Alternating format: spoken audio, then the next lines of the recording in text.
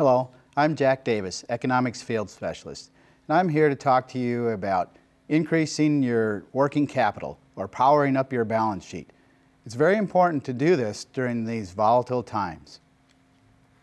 Farm incomes recently have risen to historical highs, and many times it's easy to become lax and forget our financial management when incomes are high and profits are fairly easy to come by. But if we take and look at this chart and go across from the 60 billion in the U.S., there's not very many times that farm incomes have sustained, or whether they've sustained very long above that level. Another thing that has increased our balance sheet or our net worth is farmland values. Farmland values have continued to increase and have jumped 10 to 15% in South Dakota this past year. And again, crop profit margins remain historically high at over $200 an acre, especially for corn, as you can see by this chart. One thing that we've also noticed, along with the increase in net farm income, is the increase in tractor sales. As we saw in 2009, we had a fairly large dip in farm income, and tractor sales decreased fairly large. But then going forward in 2010, there was quite a surge, and in 2011, still fairly aggressive in tractor sales.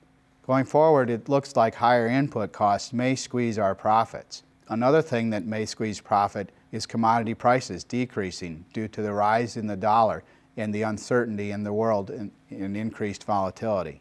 One thing that can help us withstand this squeeze on profits is to build working capital. The definition of working capital is current assets minus current liabilities. And we'll define these a little further. Think of current assets as those items that can be turned to cash quickly, such as our feeder cattle, our crop inventory, cash itself, prepaid expenses, anything that will be turned to cash within the next year. And a little further definition on current liabilities is that current liabilities are those items that are due within 1 year. These, of course, would include our normal bills of accounts payable, and also our principal payments that are due on our term debt, and any other notes that we may have coming due within the next 12 months. So our working capital is those current assets minus current liabilities. And we want to work to have a strong working capital. So we want that ratio or that current assets to be much larger than our current liabilities. But we also, by strong, I mean we want them to be quality. So we need our grain to stay in quality, and we may need to protect that grain in storage during these uncertain price times. A good measure of working capital is to have working capital be 30% of our gross sales. Or another measure is 50% of our expected cash outflows. So it would be 50% of our operating expenses, our principal and interest payments, and our withdrawals that we take out for family living. So those are two good measures of working capital. The other thing that we could do is structure our long-term debt.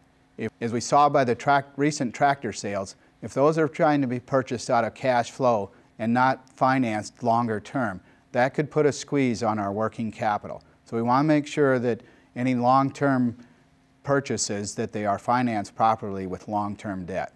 Things that we also want to do is power up our efficiency. We want to protect our margins, again with that combination of crop insurance and forward pricing.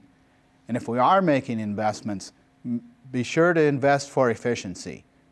A couple things that can be used there are capital budget techniques, comparing net present value of our different investment alternatives, and also an internal rate of return. So if we're taking some of those profits and investing in the new equipment, let's make sure it's going to reduce our cost, increase our efficiency, and make us more stable. Another thing to do as we're making those capital budgeting decisions or managing investments, let's shock test our cash flows. Let's perform some what-ifs. For example, a recent run-up in our corn prices went from $5 to $7. Test your cash flow. What happens if it goes from $5 to $3? Those provide good shock tests to your cash flow and encourage you to build that working capital. Remember, not to become lax, on your financial management during these volatile times, even though we have had recent high profits.